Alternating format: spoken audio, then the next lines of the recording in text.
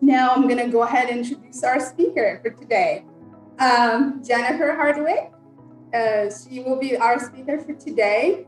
She's the owner of Perfect Union Fitness and Nutrition Studio as well. It's located in California. She began her path to helping people achieve their health goals in 2013. Aside from helping people, Jennifer also worked with people with weight loss and getting fit. And also she has a major goal to help people see themselves as a confident, strong people they are. So with that, I'm going to go ahead and let Jennifer kick off. Good morning. Good morning. Are doing so good today. I am very excited to be here. And I love to learn. And when I learn something, I like to put it into action. So that's going to be how I do my presentation for you guys today, because I want you to leave here with your own action plan of how you can be the healthiest version of you. So what I have planned today is a whiteboard behind me, and we're going to go over what I really feel are the 5 staple areas to be the healthiest person that you can be. So with these 5 areas of health, I'm hoping that you have a pen and paper so you can write down some notes and make your action plan moving forward. So what we have here are the 5 staple areas, and we'll kind of go over why I feel like they're the 5 staple areas. But I want you to start getting your piece of paper ready so you can take notes and make your action plan. So what I have here is hopefully what you're going to have written down on your piece of paper at home. So we have 5 areas of health action plan. The 5 areas of health. Now, just because my brain works this way doesn't mean your brain has to write it down exactly like this. But the 5 areas are fitness, nutrition, hydration, sleep, and emotional wellness. So the way that I've kind of made the 30-minute talk for today is we're going to go over these 5 areas. I'm going to give you the key reasons of why I feel they're so important. So feel free to have your next little column be notes, maybe something that you want to write down that you want to remember.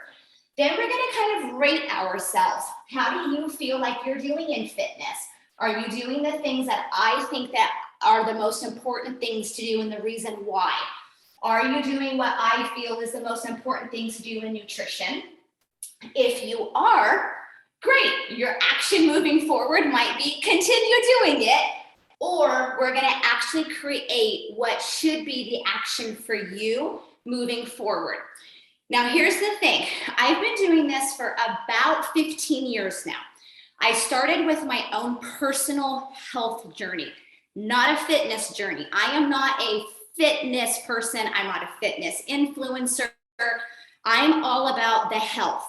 My journey started because of a medical diagnosis that I had to get under control because I did not want to be put on lifelong medication at that moment in time.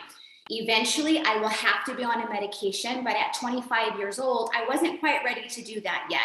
So I decided to do lifestyle changes instead.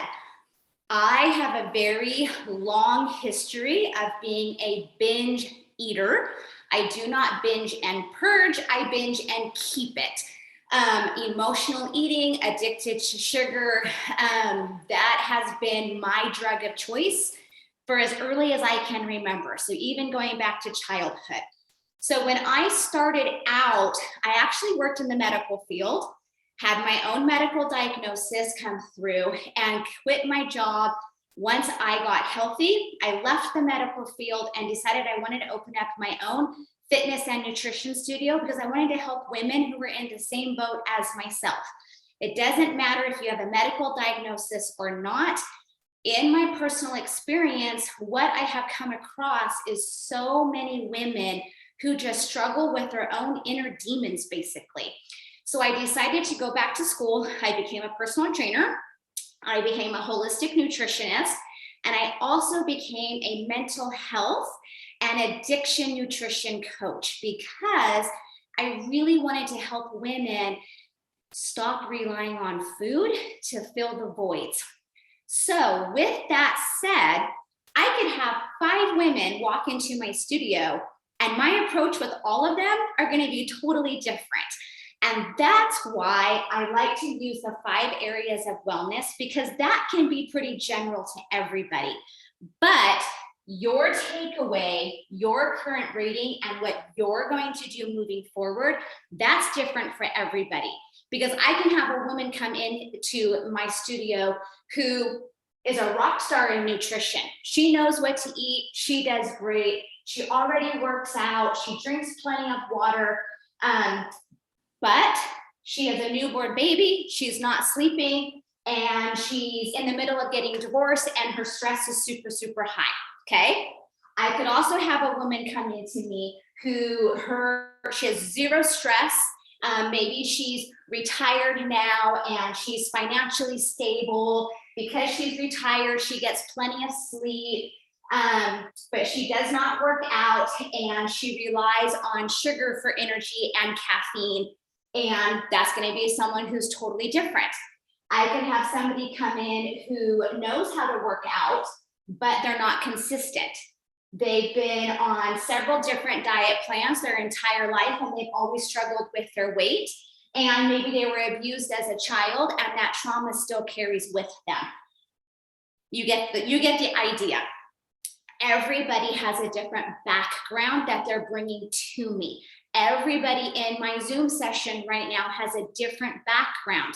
Every single one of you have a different home life. You have a different way that you've been raised. You all probably eat different. Some of you might be plant-based. Some of you might eat meat. Some of you might be lactose intolerant and you can't have dairy. There's never going to be a cookie cutter for everybody. But what I do find is these 5 areas are applied to everybody. How you execute it is going to be different. Okay, so that's kind of my stance of what I feel is the best way to approach general health. So let's get into it and the reasons why these 5 areas are the most important. They all need to work together in order for you to achieve your best health.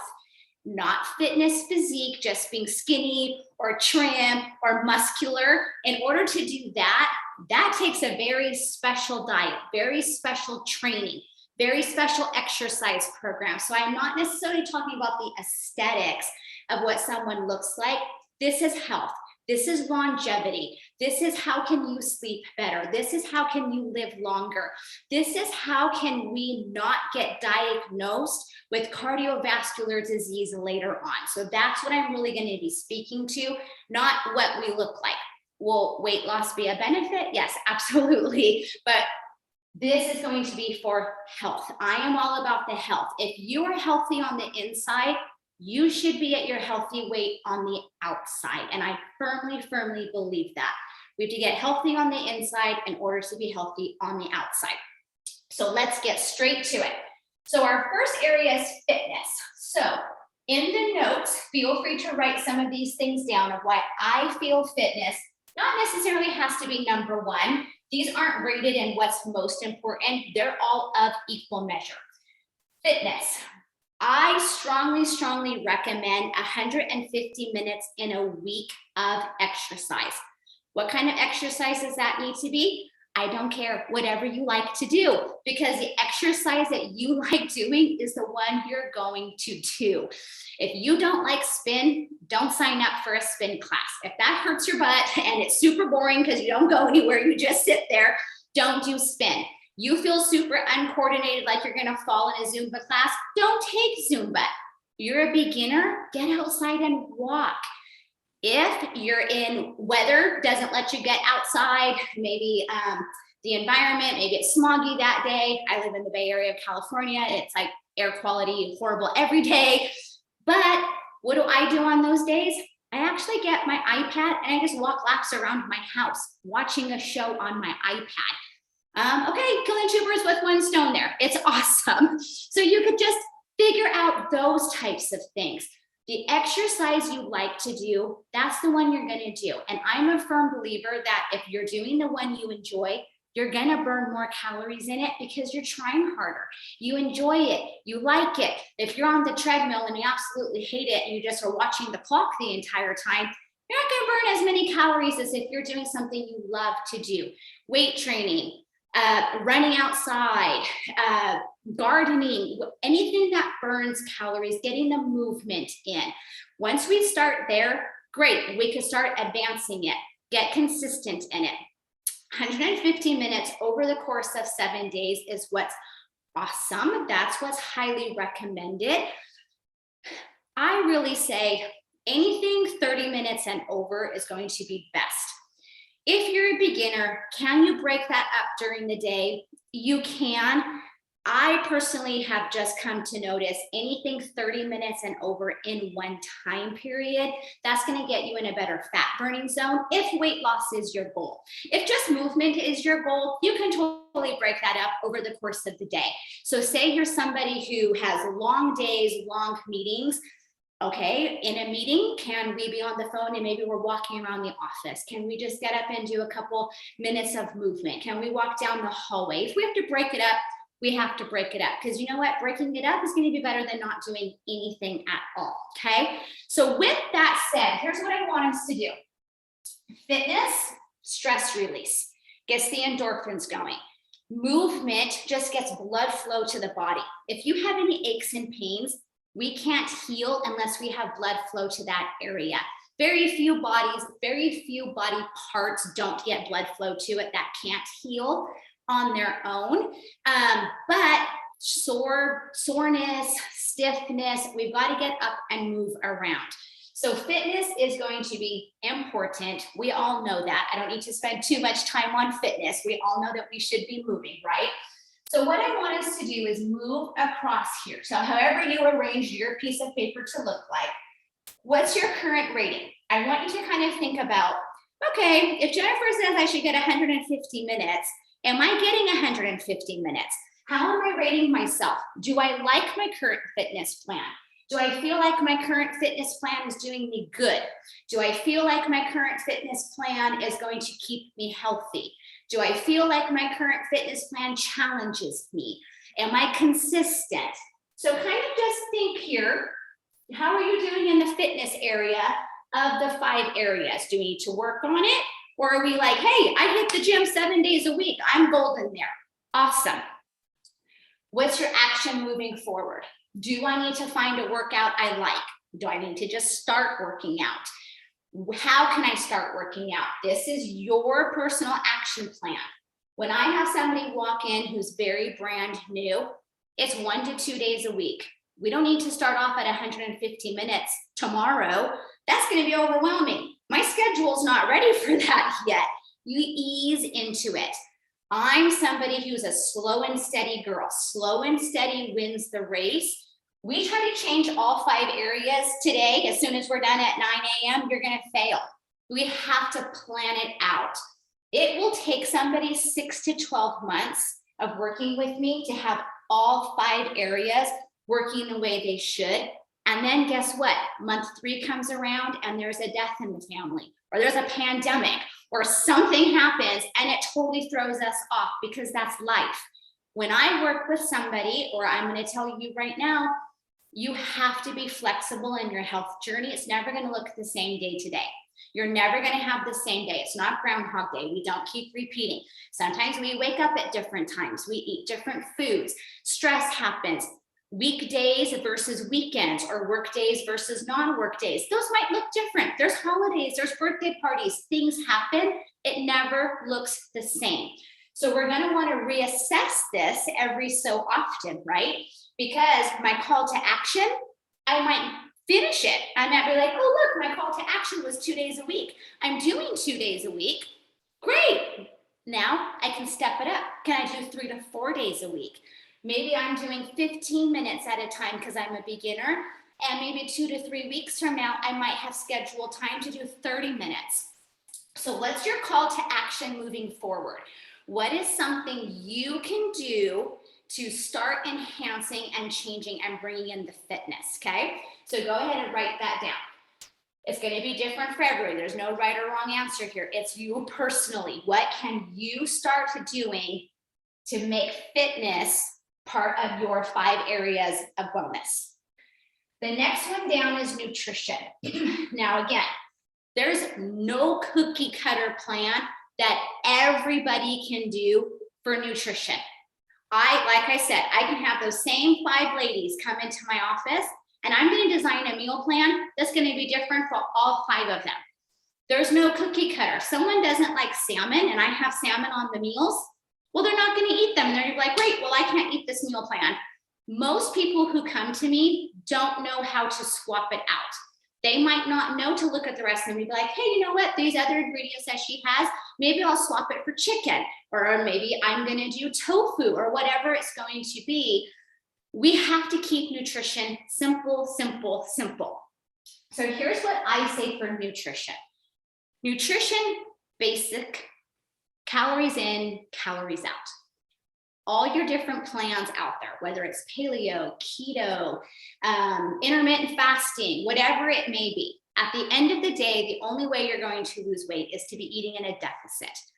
But here's the thing, and it drives me absolutely crazy. And if I continued, I won't spend too much time because I'm going to be off on a tangent and it's going to be 10:30 and I'm still talking about the same thing. My biggest pet peeve with nutrition and with just the way the United States looks at nutrition is there's this 1,200 calorie target that we need to eat 1,200 calories, and it's the magic deficit number. That's chronic under eating for probably 95% of us. If anybody's ever had what's referred to as an in-body scan, or you've done any of those scales that will let you know your muscle mass, your visceral fat, your subcutaneous fat, those are amazing. We need to find what is referred to as your BMR. That's your basal metabolic rate. There's 4 different ways that our bodies burn calories. The first three are ways that we don't even have to do anything and we just burn calories. It's fantastic. First one is your BMR. Based on how much muscle mass you have on you, your body will naturally burn a certain number of calories. If you start working out, for every pound of muscle that you put on you, you get to actually eat and consume 70 more calories, which is why bodybuilders get to eat like 5,000 calories and they're not morbidly obese. It's based on how much muscle mass you have on you. Most people who are overweight with fat pounds, actually also have a very significant amount of muscle mass on them. The smaller somebody is, the less muscle mass they have on them. The smaller someone is, the less calories their BMR is. So your BMR is, if I just mummified myself, and I even closed my eyes and I didn't even blink because blinking burns calories. If I just mummified myself and I did nothing, my personal BMR is 1,284 calories. That's how many calories I would burn doing nothing. However, I talk, I'm Italian, I use my hands, I drive to work, I walk around, I cook food, I go to the bathroom. Those things burn calories. So that's the second way we burn calories. Those are called our NEAT calories. Those are our non-exercise activity thermogenesis calories. That's what it stands for. So that's the second way we burn calories. So now already I burn 1,284 calories just by being alive. Plus I do a lot during the day. Don't get me wrong. I could totally binge Netflix just like the next girl can, but I also get up during the day. So that will also burn calories. Now here's the thing. Nutrition, digesting food burns calories. That's the third way we burn calories without even thinking about it. Why does everybody say protein, protein, protein in your nutrition? Your muscles are made of protein and water. Water's next.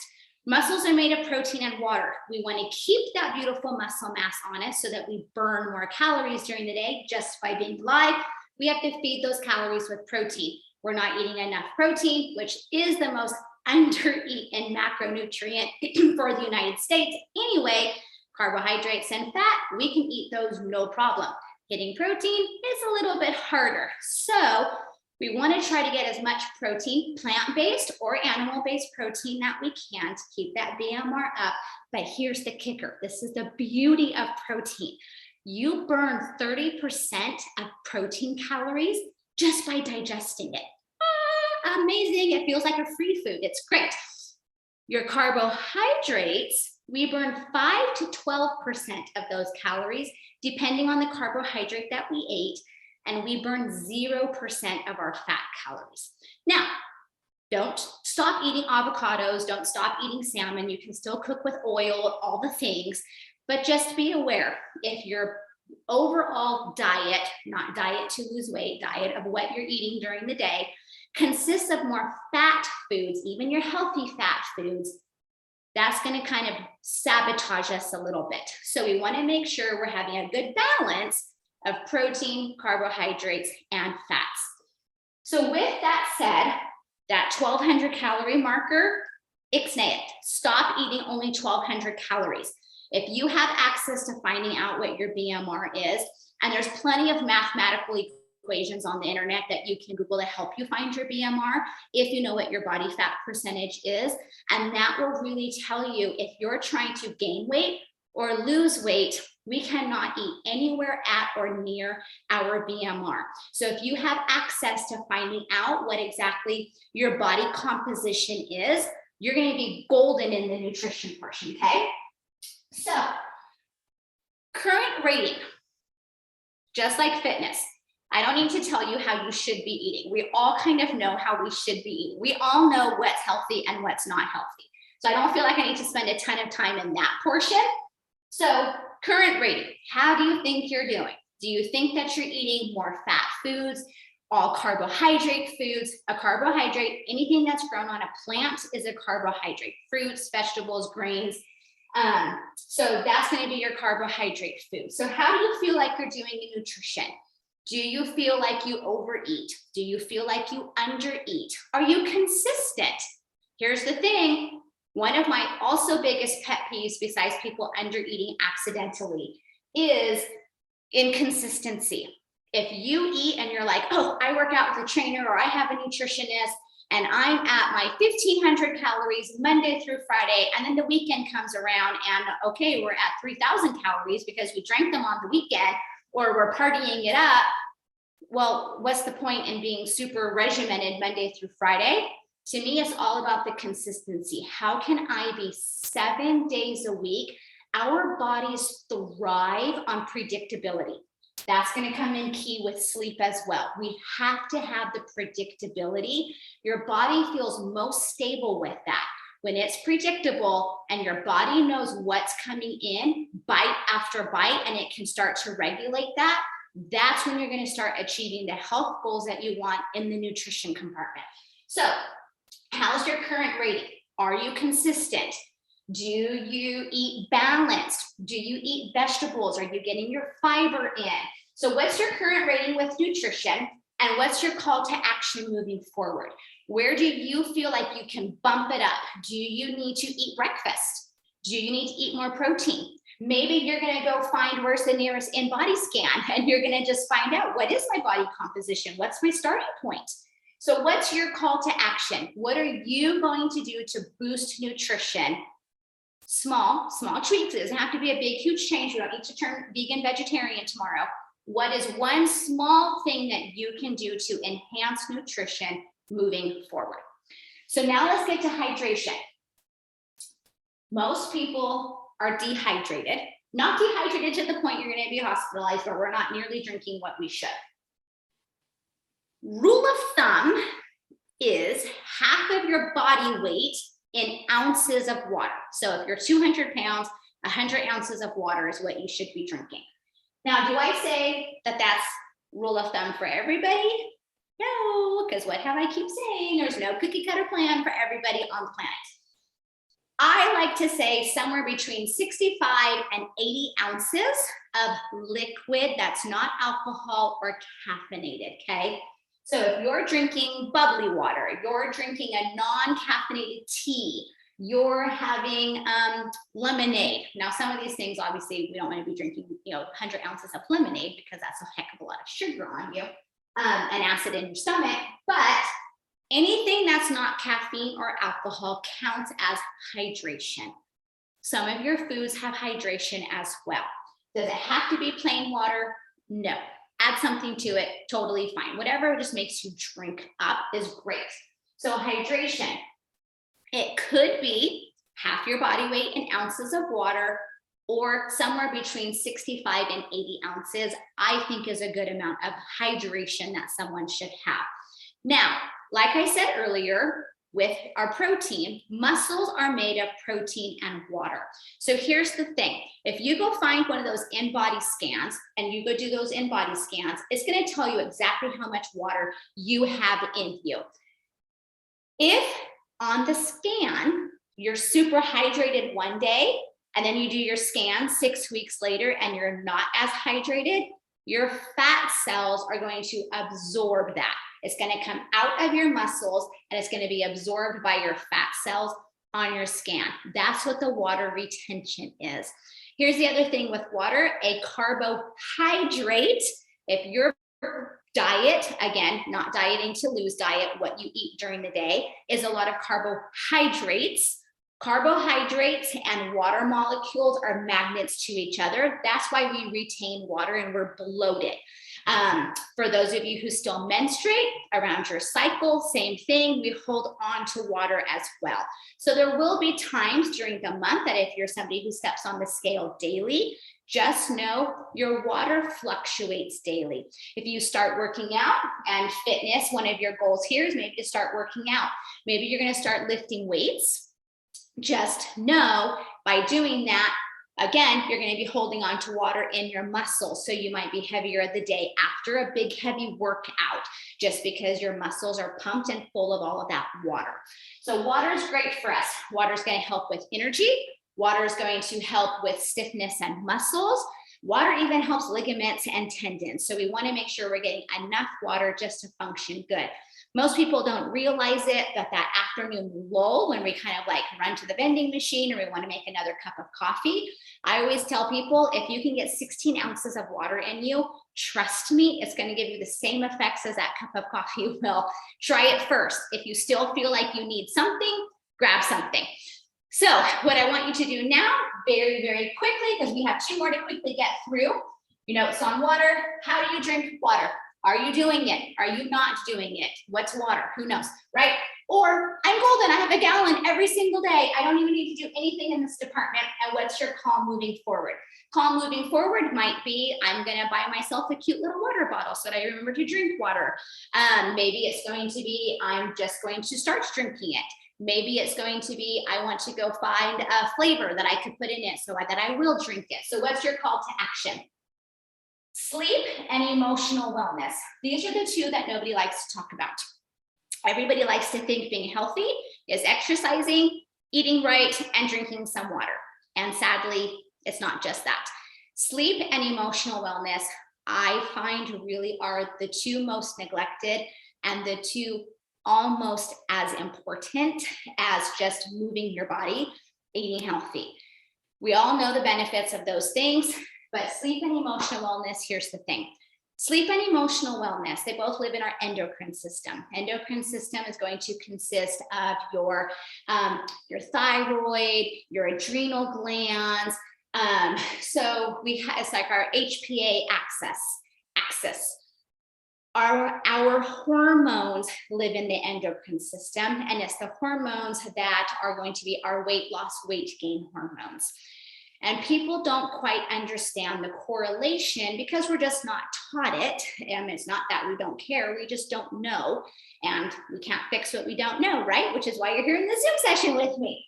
Sleep, ideally 7 to 9 hours of sleep a night. When we're not following that natural circadian rhythm and we're not getting that 7 to 9 hours of sleep every night, our body can't reset. Our body can't heal. Our body can't get through the proper channels of sleep that it needs to go through in order to recover. That's when our body has a chance to breathe, because we're not flooding it. We're not putting demands on it. When we shortchange that and we live on 4 hours of sleep, 5 hours of sleep, 6 hours of sleep consistently, we've now messed up our own circadian rhythm. We've reset it and trained it to be something else. And now hormonally, we're not working properly. So now it does not matter how much you exercise. It doesn't matter how many calories you're eating or not eating. And it also doesn't matter how much water you're drinking, because hormonally, we've completely thrown ourselves off. Sleep is so important. I could have talked the entire 30, 45 minutes on just sleep, but I won't. You can Google it or contact me. So sleep, we have to sleep. What's your current rating? Is sleep a priority? Do you have a sleep routine schedule that you're sticking to? What's your current call to action? Do we just need to focus on this? Are you watching TV at night and falling asleep on the couch every single night? Am I, now given, sometimes there's seasons of life. I have a newborn. I don't know what sleep is right now. Give it some time, you'll get to sleep again. But what is your call to action moving forward? And I'm running out of time, so I'll go super, super fast on emotional wellness. So emotional wellness is another one. Nobody talks about it. This is why I went into the mental health and addiction nutrition training as well. It was a 3-year program and it changed my life because it helps me to change other people's lives. What we don't realize with the emotional wellness component is when we're chronically under stress, that fight or flight that comes from your adrenals of boosting out that cortisol. So hopefully everybody's familiar with the fight or flight concept. And when that happens and we have that fight or flight, so that first little thing that sets you off in the morning is, oh no, I overslept. I got to hurry up and get ready for work. There was your first fight or flight. That was your first spike of your cortisol. It takes 8 hours for your body to go back to normal from a fight or flight response. But what happens for most of us is, I'm now running late in the morning. I'm stressed. I get in the car and I'm in traffic. I'm stressed. Okay, there's our second peak. I get to work and I'm inundated with all of these pressures and demands. There's my third spike. I've now eaten a donut and 5 cups of coffee because I can't eat a normal breakfast because I'm so stressed and rush. There's another spike. This time it's a nutrition spike stress. Then I have another work meeting, or I have to pick the kids up from school. You see what I'm saying? It's stress throughout the day. And then I don't recover from it because I don't sleep for 7 to 9 hours. And I do this over and over and over again. Here's the thing. I can have the skinniest client come to me who's a full-on diabetic because of stress. Chronic stress leads to insulin resistance. Insulin resistance is how we become diabetics. When you have chronic stress, it's cortisol spike, cortisol spike, cortisol spike. The only thing that brings down your cortisol is insulin. And your body does not excrete insulin. Your fat cells absorb insulin. So again, this is why all of these things go hand in hand. I can be working out 5 days a week, 150 minutes, check. I'm eating super healthy, check. I'm having 100 ounces of water, check. I'm sleeping 7 to 9 hours a night, check. I wake up every day and have nothing but stress, uncheck. I'm never getting healthy and I'm not going to lose any weight because my adrenals are working too hard and now I'm borderline diabetic. But I work out. How am I going to have diabetes? What do you mean I have diabetes? I eat really healthy. It doesn't matter. We need to do all 5 things to be the healthiest version of us that we can be. And that emotional wellness component is huge. I cannot even stress to you past traumas. We have to come deal with those. Current stresses, we have to deal with those. How can I create that calmness that I need? Exercise, stress reliever, awesome. Eating healthy so we don't create more inflammation, awesome. Getting the sleep we need so we can recover, great. Drinking the water to flush out the toxins, awesome. Maybe finding a therapist. Maybe getting on some type of amino acids or even an antidepressant. Sometimes it's just what we need to do. So we have 2 seconds. Go ahead and what were your notes to emotional wellness? What's your current rating in emotional wellness? Are we holding on to things we need to let go of? Do we have current stressors every day we need to create some boundaries? What's going to be your future call to action? And I think I'm totally over on my time, but there we go. I had to go super fast at the end. Sorry, I could talk forever. I need like 5 hours. Okay, thank you, Jennifer.